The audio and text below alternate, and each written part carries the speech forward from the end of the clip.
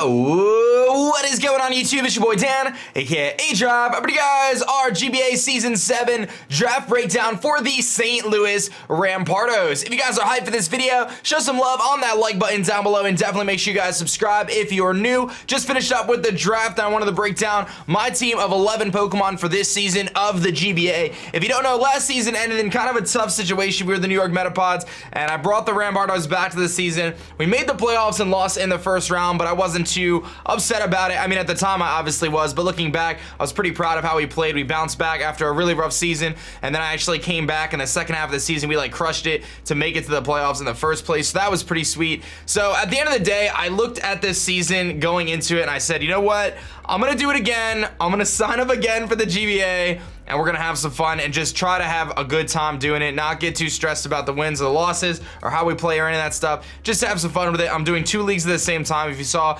Minnesota Vikavolt for the NPA, which was I posted yesterday, and we had the draft yesterday, and today obviously the St. Louis Rampardos in the GBA. And I want to clarify why I made it the Rampardos for the GBA. I do not know what's going on with the UCL guys. I have no updates in terms of whether that league is happening again, and I did not want to have the St. Louis franchise die, so I decided to move it back to the GBA where it once belonged. The last time I was the St. Louis Rampardos in the GBA, I took home a GBA championship in Season 5. So perhaps it is the year of the head smash once again, and the season prior to that, we made it to the championship and lost. So we've got a good track record with this team in this league. Hopefully we can make that work. Hopefully we can plow through our opponents here. Now going into the draft, we decided to do an open draft, 100% free draft, no tier restrictions, so you can pretty much draft whatever you want, whenever you want, aside from the things that we banned. We obviously banned things like Tapu Lele, we banned Necrozma, we banned Pheromosa, some of the Ultra Beasts, things like that. But generally speaking, everything was available on the draft board, and we were pretty much able to take whatever we wanted in whatever order we wanted. So that's kind of the gist there. Let me just open up one of my documents here so I can kind of reference that as well as we go through this breakdown. I'll be talking for the next 25-30 minutes or so, talking about all my picks, why I picked them, and so on and so forth. So let's look at our team here. First round comes around, and I went with a staple. This thing has been on my team for this is going to be the 3rd season in a row in the GBA, and I may have surprised some people by going with Victini again. My initial plan going to the draft was that I didn't have a plan, but I wasn't planning on taking Victini. But when I saw Victini sitting there, halfway through round 1, and I was looking at the Pokemon that were available, I thought about all the Pokemon there, and I knew I wanted to try some new stuff out, but I also just love Victini. It's my favorite Pokemon to use in this format, and like I said, I had it 2 seasons in a row. Last season I went 14-5. So really good, one of the best offensive members of the team and in the league. And then the previous season also did pretty well. So I've got a lot of experience using this Pokemon, and I still don't even feel that I've used it to its full potential yet. I get more and more comfortable with it every time I use it. So I really wanted to roll with Victini again. And again, this thing is just one of the most offensive, dominating forces in this format because fire type stab is just insane, especially when you look at a move like V-Create, which just hits incredibly hard. So I wanted to go with Victini again. I like its versatility. I like the fact that I've run it defensively. I like running it obviously physically offensive. It could be specially offensive. It could be Scarfed. It could be Bandit. It could be Specs. It could be E-Belt. You could run different berries on it. It's got a lot of potential, and again, it's a Pokemon that I feel incredibly comfortable with and I've used very effectively in the past. So I wanted to kick off this draft with that because again, it's just my favorite. It's my favorite, man. I said I wanted to have some fun this season, so I wanted to draft some Pokemon that I really like that I've never tried before and also try to build a cohesive team. So Victini was a no-brainer. Now, one thing I didn't mention yet that I want to mention is in this draft, we can't just have anyone use a Z Crystal. At the end of the draft, we announce our Z Crystal user. So you draft out your whole team and then you pick one Pokemon on your team to be your Z Crystal user. And obviously Victini was a standout pick for that as well. I'm not going to tell you who I picked as my Z Crystal user just yet. You'll see at the end of this breakdown, but Victini was a great option for that as well. So I knew I had that as an option if I needed it, and so on and so forth. So moving into the second round, I knew that I wanted to grab some bulk. I knew that I wanted to grab something a little bit different that I felt that could hold down the team.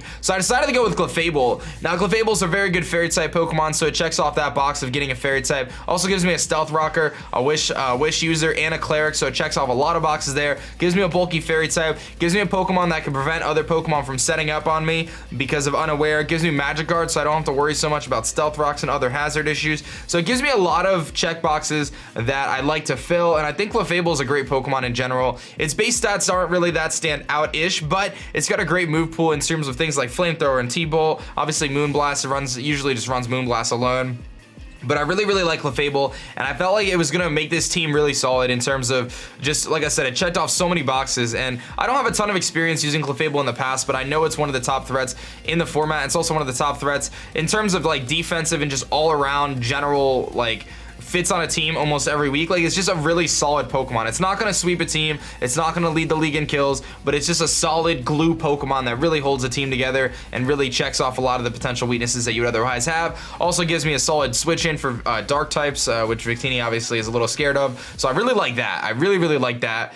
I think Clefable's a great pick for this team, and I'm excited to try it out. We'll see how it goes, man. Jumping into round 3 here, I decided to go with a Pokemon that I've had in the past, but I didn't use very effectively in the past, but I think I can make it work this time. I went with Terrakion. I wanted to just draft some serious wall breakers on this team, and I don't feel that I was able to do Terrakion justice in Season 4. If you don't know Season 4 of the GBA, I went to the championship with the team with Mega Sableye and Chansey. Terrakion was on that squad, however, I didn't really use that much. I think I went like 5 or 6 weeks. I drafted it first overall in the draft, and then I went like 4 or 5 weeks in the season. I didn't even bring it, but everyone prepped for it nevertheless. If you don't know, Terrakion is actually the GBA, it's like either first or second or third. It's like top 3, I think, overall in GBA history for most kills ever. Like, take all 6 seasons, add them up, Terrakion's in the kill leaderboards there, and it hasn't even really been used. I don't even think it went drafted last season. So Terrakion has proven itself to be a huge threat in this format. Rock and fighting stab coverage is just insane. It hits so incredibly hard. Has the ability to set up with Swords Dance and Rock Polish. Has some decent coverage options like Poison Jab and stuff like that. Can set Stealth Rocks as well. Has a great ability in Justified, which again deters the potential knockoff threats that Victini might be a little bit scared of. Things like Dark Pulse and stuff this thing can switch into. Also has a resistance to Poison type, which also pairs nicely with Clefable. So a couple of reasons there why I felt Terrakion was just a great wall-breaking offensive monster, and it would fit this team really well. And again, similar to Victini, I felt like Terrakion would be a great Z-Crystal user because Stone Edge has a high tendency to miss, right? 20% chance to miss, but you throw that Rocky MZ on it and it can be a very effective threat. So I really thought that Terrakion would be a good threat here. And again, it's just such an offensive monster. Not to mention it helps with those base speed tiers, right? It gives me that 108 base speed, which is a bump above Victini. Helps me out in terms of my speed tiering. So I thought Terrakion would be a very big wall breaker, and you cannot deny the fact that it is a huge offensive threat. Now, going into this next round here, I decided to go with a Pokemon that I really personally wanted. I didn't think it was the best pick in the world, but it was a Pokemon that I wanted to draft really a lot. Like, I really wanted to draft this Pokemon, so I decided to grab Toxapex. Toxapex is an incredibly bulky Pokemon with a regenerator. It can wall a tremendous amount of things in the format. It can just wall everything, but it's very passive, so it doesn't really have any terms of damage output unless you're gonna run Merciless, which I don't recommend. It's got Scald, Poison Jab, Liquidation, but really lacks in terms of the offensive side of things. But it does get Recover, it does get Toxic, it does get Toxic Spikes, it does get Haze to prevent setup sweepers, so it can be, it can check the things that can really rip through it, and it's just so bulky, and it really makes your opponent prepare in a different way. So Toxapex, one of my favorite Gen 7 Pokemon. I really like this thing. I think it looks awesome personally. I think it's going to do a great job on the team in terms of walling stuff. I have a lot of experience using these bulky type Pokemon, and the fact that it has Regenerator is just insane. It can serve as a defensive pivot into pretty much any offensive threat, or at least most offensive threats. And it pairs pretty nicely so far with the rest of the team, but I do obviously have some weaknesses to patch. I want to make sure I can clear up that ground weakness I have right now a little bit. I got to make sure I can clear up, you know, that electric weakness that Toxapex has. So, and Psychic, obviously, I have a check to that. I have a couple weaknesses in Psychic. So you see a couple things that I've got some weaknesses in here, but again, at this point in round 4, I'm just trying to draft the best thing that I want that's available. In a free draft, it's so different than the tier draft because you basically just take whatever the best thing is that you think is going to fit your team or that you want to use. So it is a little bit different than the normal draft. Sorry, talking a lot. Gotta stay hydrated. But the next Pokemon we decided to pick here, going into round 5, I decided to grab something that also was bulky and can complement the team, give me a hazard removing option, even though it's not the best hazard remover. Gliscor here does get Defog. It does give me that ground immunity, which I thought was very important. Does give me an electric immunity, which I thought was also very important for Toxapex. And they pair up pretty nicely together. Toxapex, Gliscor actually match up very, very well together in terms of covering each other's weaknesses. Toxapex obviously is resistant to the ice and the water type moves that Gliscor would otherwise dislike. And Gliscor is immune to the ground and the electric type moves that Toxapex might dislike. So I really like this combination here, this defensive core between Gliscor and Toxapex. Gives me another stealth rocker, gives me another bulky Pokemon that can roost, gives me poison heal options and another knockoff switch in, which is always important. So I really like Gliscor on this team, and I've never used Gliscor competitively, but I feel like it'll be really, really effective. I really think I can make this thing work, especially paired with Toxapex as a defensive core. These two Pokemon, I feel, complement each other incredibly well, and I was very excited to grab this Gliscor pick. Again, I don't have too much experience with Gliscor, but I know it can do a lot of different things. It can Swords Dance, it can be relatively offensive, it can be defensive, it can U-turn, it can defog, it can roost, it can stealth rocks, all that kind of stuff, and all those things really fit in terms of what I was looking for. Obviously, I'm not a big fan of those 4x weaknesses. That ice weakness definitely scares me a little bit, but I think I have the proper checks to it. I already have a Terrakion, I have a Victini, I have a Toxapex, and all those things can switch to those ice type moves without too much of an issue. So let's talk about round 6 here. Probably one of the better picks that I was most excited for. I was able to grab Dhelmise here in round 6, and I think that this Pokemon was probably one of the most important Pokemon that I picked up in this draft. I know when I picked it, a lot of other teams were very upset because they wanted to grab Dhelmise, and I can tell you, I think this thing is going to be a really, really big threat this season. Not only does it get Rapid Spin, which I think is the key part that I really wanted to add it to, but it really complements Toxapex and Gliscor quite a bit, right? Like we talked about those weaknesses, those resistances. It does complement those pretty well. It gives me a Rapid Spinner. It gives me a spin blocker. So now I can set up those Stealth Rocks. I can set up those Toxic Spikes, and my opponent cannot Rapid Spin them away because I have a Dhelmise to switch in. It gives me a bulky Grass type to round out my Fire, Water, Grass core with Victini, Toxapex, and Dhelmise. It gives me a Ghost type, which is always really good and very effective. It gives me a Steel offensive presence, even though it's not a Steel type, which I think is kind of cool too because of its ability, Steel Worker or whatever it's called, I think Metal Worker, Steel Worker, something like that. So it does have a Steel type offensive presence and a really unique trapping option with Anchor Shot, which I think is really cool. I can use Anchor Shot, guarantee my opponent can't switch, and then I can switch to the appropriate counter, potentially result in setting up and sweeping or whatever it may be. Dhelmise, very hyped about this pick, guys. I think this is going to be one of the most crucial picks that I made this draft, and it's going to be one of the most influential, important Pokemon on my team this season because of how many roles it fulfills and how many holes it kind of patches up. And I think it's just a great Pokemon. It's a little slow, but it's got incredibly high attack stat, great defense, decent HP, decent special defense, enough to run Assault Vest or Bulky. And again, it doesn't really need to rely on any like status or setup moves to be effective. So you can really run Assault Vest on it pretty effectively. And I love BAV or AV as I call it. So I'm really digging Dhelmise here. Now heading into round 7, I was feeling pretty good about the draft that I had here. I wanted to grab something that I thought would be super offensive, and I was a little conflicted here between Crawdon and another Pokemon. I decided to go with Feraligatr here. Feraligatr is a really big offensive water type threat, and the reason why I went for Feraligatr over Crawdon is because it's got a higher base speed, which I thought was important. And it's a little bit more bulky, and I felt like that having that bulk was going to be important to allow me to set up and sweep. So this thing gets Dragon Dance, gets Swords Dance, gets priority, Sheer Force. It can be specially offensive as well, which is often overlooked, but it can happen. You can do it. So I do quite like Feraligatr here. I think it's a great Pokemon. Again, another Pokemon I haven't used too much, but I know it can rip through teams. I know it's pretty offensive. And again, it gives me a setup sweeping option, which my team otherwise doesn't really have the best of. I mean, Terrakion can set up and sweep, but its typing leads it weak to a lot of different things. But Feraligatr, not as scary. Like I don't have to worry about that as much because it's got great typing.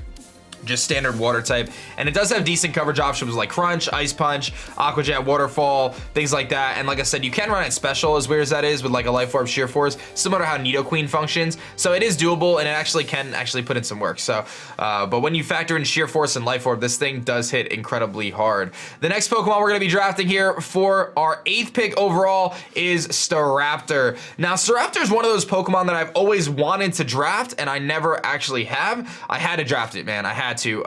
This is one of those picks where I was like, all right, well, I've already got some offense. I got some good defense. I patched a lot of holes. I mean, I really need a Steel type at this point in time, if I'm being honest. I could probably use a Dragon type too, but I know in the past, and I know just from my experience, that Brave Bird spam is one of those things that is so hard to check if you don't have the proper switch-ins to it. And really, like, the switch-ins to Brave Bird spam are like Rock and Electric, basically. I mean, that's really, and Steel. And I have great answers to those things with Victini Terrakion. So So it's like pick your poison. Something's gonna hit you hard with choice banded hits or reckless hits or whatever it may be. I love Staraptor. Sits at 100 base speed, great scarfer, great banded user, double edge, is very, very effective too. Normal stab is actually pretty good. Brave Bird obviously gets close combat, which is cool. It's got final gambit utility, which I really like as well. Does have priority as well in quick attack. Has a great ability in intimidate and in reckless. So a couple different options there. And again, this is one of those picks similar to Toxapex in a way, that and Victini too. Like I just really always wanted to use this Pokemon. At least I wanted it on the team, and maybe it didn't fit the mold of the team the best, but it provides me with another huge offensive option because this thing can hit incredibly hard.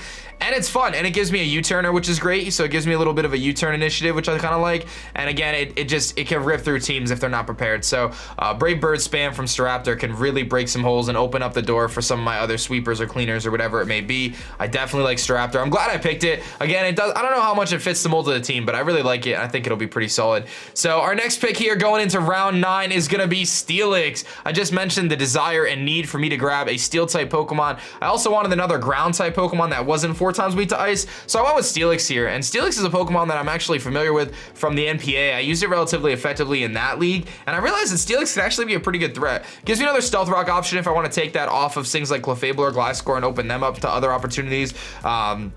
Gives me a very bulky steel type Pokemon. Obviously very slow, but it's got a great defense stat. So it's gonna take pretty much any physical hit, especially defensive, it's not quite as good. But because of all the options I have for Stealth Rock with Clefable and Terrakion and Gliscor, and now Steelix, I don't have to rely on Steelix to be my Stealth Rock user. I can actually use it in like an Assault Vest type of role or like an offensive type of role with coverage options. So I really felt like with the mold of the team, Steelix can really fit that and provide some pretty good, decent coverage. And again, I just wanted the Steel type on the team. I needed the Steel type to be effective.